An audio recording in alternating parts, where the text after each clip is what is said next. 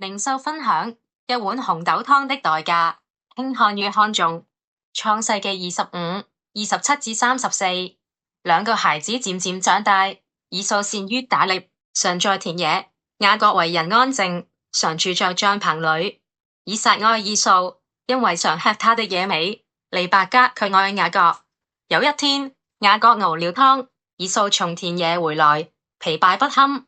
以掃對雅各說：我累死了，請你讓我吃這紅的湯吧。因此以掃又叫以東。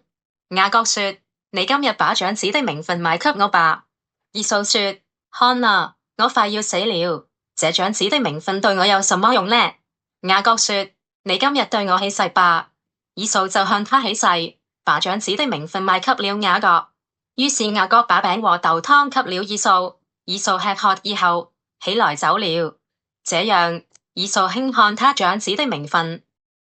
弟兄姊妹平安，今天我們要進入創世記第25章，來看一對雙胞胎兄弟以掃和雅各的故事。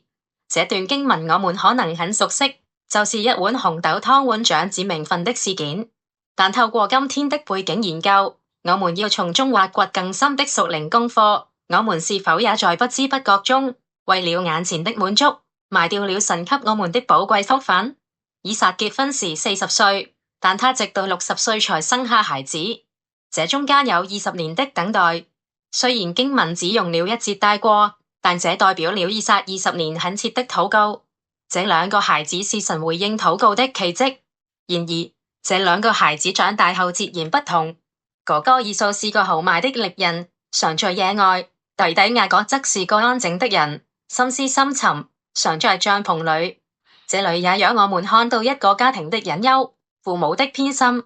以撒因為貪愛野味而愛以掃，利百加則偏愛雅各。這種家庭張力為後來的悲劇埋下了伏筆。故事的高潮發生在有一天，以掃打獵回來，累昏了。當時以掃說自己快要死了，其實是一種誇大的修辭。他並沒有真的瀕臨死亡，他只是極度疲憊和口渴。這時雅各展現了他冷酷、精於算計的一面。他沒有給哥哥一杯水，而是乘人之危，要求以掃把長子的名分賣給他。什麼是長子的名分？在當時，這代表雙倍的產業繼承權，更代表他是家族屬靈的領袖，承載着上帝對亞伯拉罕的應許。這是一個極其尊貴的身份。但在那個當下，以掃是怎麼回應的？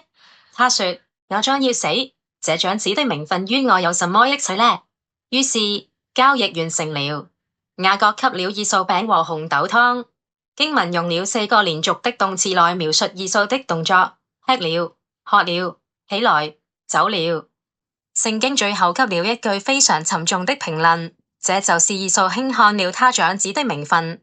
以掃的問題不在於他餓了，而在於他對屬靈福分展現出一種漫不經心的漠視。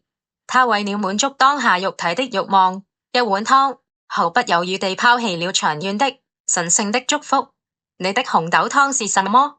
親愛的弟兄姊妹，我們讀這段故事時，很容易批評以掃愚蠢。誰會為了喝一碗湯放棄繼承權呢？但讓我們仔細省察，我們是否也常犯同樣的錯誤？在這個講求即時滿足的世代，我們每天都面臨紅豆湯的試探。為了當下的方便，我們是否在誠信上妥協，輕看了神喜悅的正直？為了當下的情緒宣洩，我們是否用言語傷害家人，輕看了神所賜使人和睦的福分？為了短暫的快樂或利益，我們是否犧牲了與神親近的時間？雅各雖然手段卑劣，但他至少看重那個福分。雖然他用錯了方法去爭取，而以掃的悲劇在於他把神聖的東西看得一文不值。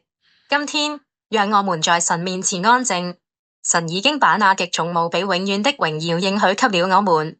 不要讓眼前的困難、疲憊或是短暫的慾望，讓你輕看了神兒女尊貴的身份。我們一起禱告。親愛的天父，謝謝你透過以掃和雅各的故事提醒我們。主啊，求你赦免我們，因為我們常像以掃一樣，為了眼前的滿足，輕視了你永恆的恩典。求主賜給我們屬靈的眼光，讓我們在疲憊軟弱的時候，依然能看重你的應許過於世上的享受，幫助我們持守住神兒女的名分，不輕易被世界奪去。禱告是奉主耶穌基督的名求，阿門。